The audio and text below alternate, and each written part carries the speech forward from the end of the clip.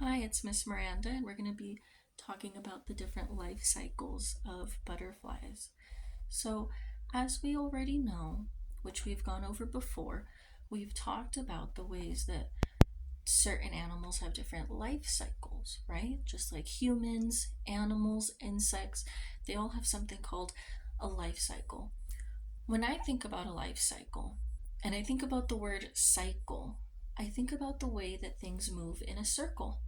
So where one thing starts, it may come back around to the beginning. So when I think about a butterfly's life cycle, I think, we see a butterfly, but what comes before the butterfly? Well, let me think. I know before a butterfly is a cocoon. Butterflies come out of a cocoon, which we know we have right here. We've talked about this is a butterfly cocoon. But what comes before the cocoon? I know that I've seen before a cocoon comes a caterpillar. And we all know what a caterpillar looks like because we've gone out to the garden to go looking for them. Miss Maya just brought some into the classroom, or is going to bring some into the classroom soon. We've talked about that. So here is we see a caterpillar. But what comes before that caterpillar? A caterpillar comes from butterfly eggs. Sometimes, if you look really closely at a plant, you can find those butterfly eggs, right? So, the first thing that I like to think of is what I'm looking at. I know that I'm looking at the butterfly life cycle, so I think to myself what that means for me. I try and connect it. A butterfly starts from a cocoon starts from a caterpillar starts from an egg, and the egg comes from the butterfly. And so you see the life cycle. So that's the first thing I think about is how I can make my connection to it and understand it and make those vocabulary words make sense. Life cycle sounds like a big word. It sounds like an idea that we don't really understand until we actually take the time to consider the connections we make to it. The next thing I would do is figure out how do I want to show a life cycle of a butterfly? Well, there are many ways we can do that. We could draw a picture. Miss Maisha could take and draw a big circle on the board, and it can show you the butterfly. I can show you the cocoon, the caterpillar, the eggs. But there are other ways that we can show our work. I can take a diagram, a box. Some of you might want to try that, taking an ordinary shoebox, and inside of it, you can print out a picture of a butterfly and put it on one side. You can put a piece of yarn between that butterfly and that cocoon, a piece of yarn between that and the caterpillar, and we can make anything. You could use any household item to make these things. We can draw a picture. I can take a big poster paper and some paint, and I could put a collage together, or I could paint it, or I could draw it.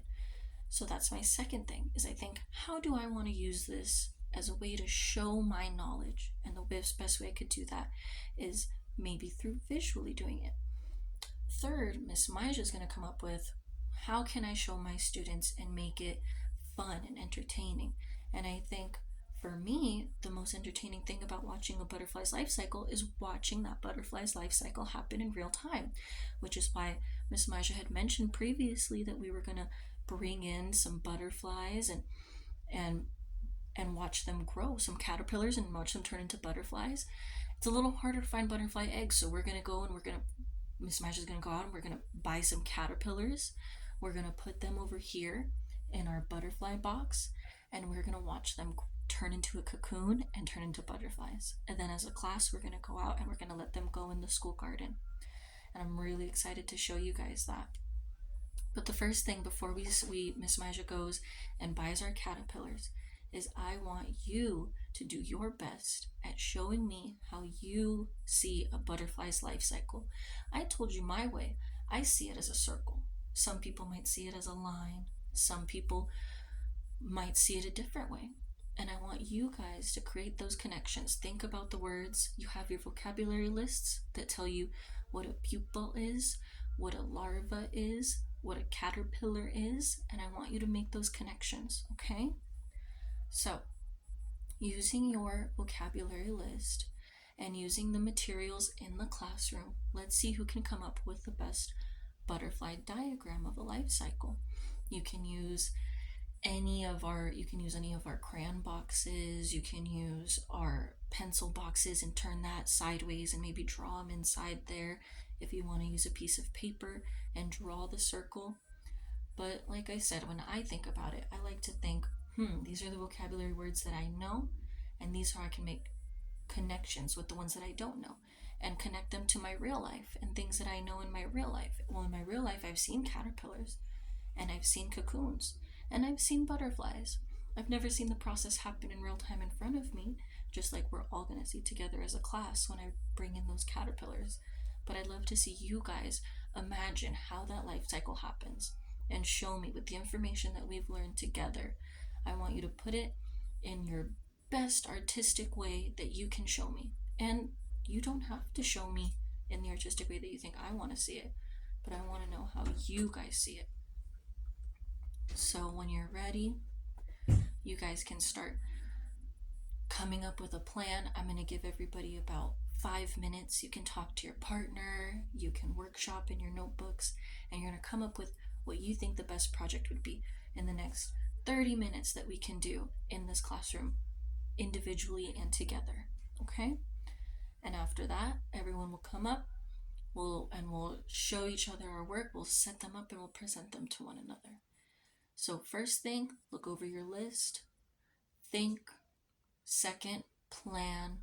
Make those connections between those vocabulary words, make the connections between what we know and what we've talked about in class, and all of the different posters that Miss Maja has up in the classroom.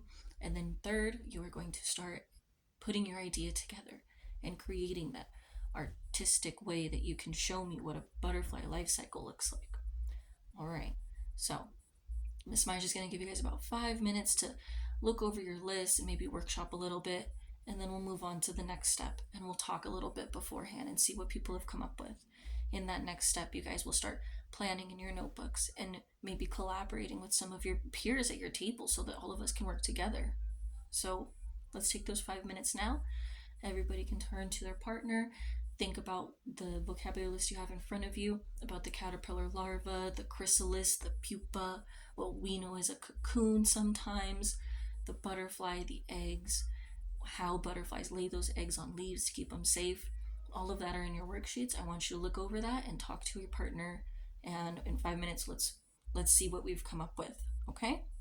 All right, let's go.